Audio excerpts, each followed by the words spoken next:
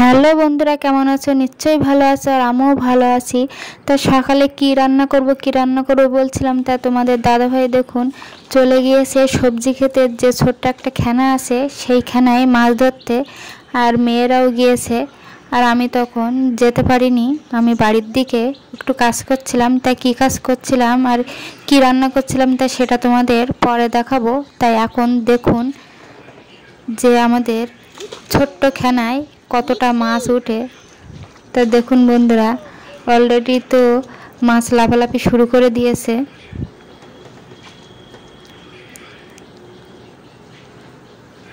তা দেখুন বন্ধুরা, সিলভার কাপ মাছ পড়েছে। দেখুন আরও কি কি মাছ আছে। এটা হচ্ছে সিলভার কাপ মাছ। তার জালটা নিচে রাখার কারণ হচ্ছে এত মাছ তো আমরা নেব না, ওই জন্য জালটা আমরা উপরে তুলছি না, যেহেতু মাছগুলো যদি উপরে তুললে মরে যায়, ওই জন্য জল থেকেই ওদের ছাড়িয়ে দিচ্ছে, যেহেতু ছোট্ট খেনার ভিতরে মাছ আছে ওই জন্য। আর যেগুলো নেওয়া হবে সেইগুলো এই তো উপরে চেলে দিচ্ছে তোমাদের দাদা ভাই দেখুন। আর ওখানে জালটা ছাড়িয়ে জলে ছেড়ে দিচ্ছে, নাহলে ছোট খেনার ভিতরে মাছ চাষ করা হলে একটু সমস্যা হয়ে যায়, মাছগুলো মরে যেতে পারে, ওই জন্য মাছগুলোকে আর উপরে তুলছে না।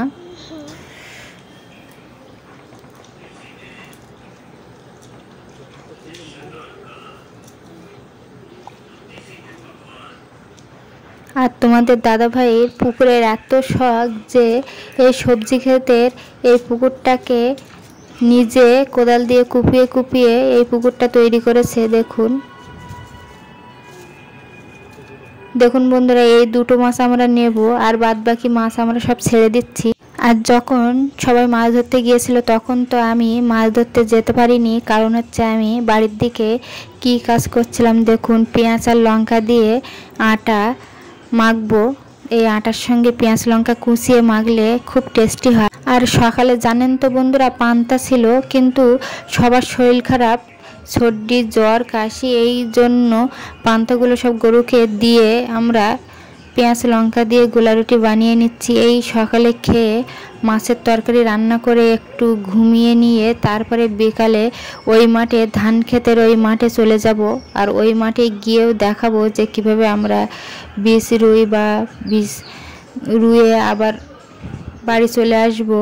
আর ওখান থেকে বীজ নিয়ে আমরা আবার এই যে সবজি ক্ষেতের যে মাঠটা, এই মাঠটা পরিষ্কার করে এখানে আবার রোয়া হচ্ছে। তা সেসব ভিডিও তোমাদের দেখাবো। তা দেখুন বন্ধুরা, পেঁয়াজ লঙ্কা দিয়ে তো আটাটা সুন্দর করে মেখে নিয়ে রুটি তৈরি করছি দেখুন। তো এতে একটু তেল বেশি করে দিয়ে সুন্দর করে লাল লাল করে ভেজে নিলে খুব টেস্টি হয়। আর এর সঙ্গে যদি তুমি ডিম দাও তাহলে আরও টেস্টি হবে। আর দেখুন বন্ধুরা, মেয়েদের তো খেতে দিয়েছি আর মেয়েরা বলছে খুব টেস্টি হয়েছে মা। আর এই দিকে রোদ্দুর ছিল বলে আমাদের যে সর্ষেগুলো সেই সর্ষেগুলো রোদ্দুরে দেওয়া হয়েছে, আবার এক জায়গায় করে দেওয়া হয়েছে দেখুন। তা বাড়ির ভিডিও তো তোমাদের দেখানো হয়ে গেল, আর ওই মাঠের তোমাদের ভিডিও দেখাচ্ছি দেখুন। এটা হচ্ছে ধান ক্ষেতের ভিডিও। আর এই পথটা এত কাদা হয়েছে, আমি ফোন ধরে নিয়ে আসতেও আমার খুব ভয় ভয় লাগছে যে না, আমি তো কাদায় হাঁটতেও পাচ্ছি না, পা স্লিপ করে যদি পড়ে যায় আর ফোনটা যদি হাতের থেকে কাদায় চলে যায়, এই ভয়ে ভয়ে আমি ফোনটা নিয়ে ভিডিও বানাতে বানাতে আসছি। আর দেখুন বন্ধুরা, আমার আগে তোমাদের দাদাভাই চলে এসেছিলো মাঠে। আর যেহেতু আমি মেয়েদের পড়তে দিয়ে এসে তারপরে মাঠে এসেছি, ওই জন্য আমার একটু দেরি হয়ে গেছে মাঠে আসতে। আর দেখুন বন্ধুরা, এই যে এটা হচ্ছে বীজখোলা, আর এই বীজখোলার থেকে বীজ ভেঙে নিয়ে রোয়া হচ্ছে। আর এখানে অনেক বীজ বেশি আছে, যার জন্য আমরা এখান থেকে বীজ ভেঙে নিয়ে বাড়ির ওই যে সবজি ক্ষেতের ওই মাঠে আমরা লাগিয়ে দেবো। তো ওখানে যদি ধান না হয় তা না হবে, গাছগুলো নিয়েও তো আমরা গরুকে খাওয়াতে পারবো, এই ভেবে আমরা এখান থেকে বীজ ভেঙে নিয়ে যাচ্ছি। বন্ধুরা, যেখানে বীজ ভাঙা হচ্ছে এইখানটায় বীজ ভেঙে আবার রুয়ে দেওয়া হচ্ছে। আর এইদিকে সন্ধ্যাও হয়ে যাচ্ছে, ওই জন্য আমরা তাড়াতাড়ি করছি। ওই জন্য তোমাদের শর্ট শর্ট করে ভিডিওগুলো দেখিয়ে দিলাম। আর ফোন আমি এক জায়গায় রেখে তারপরে কি কাজ করছি কি না করছি তোমাদের একটু দেখালাম।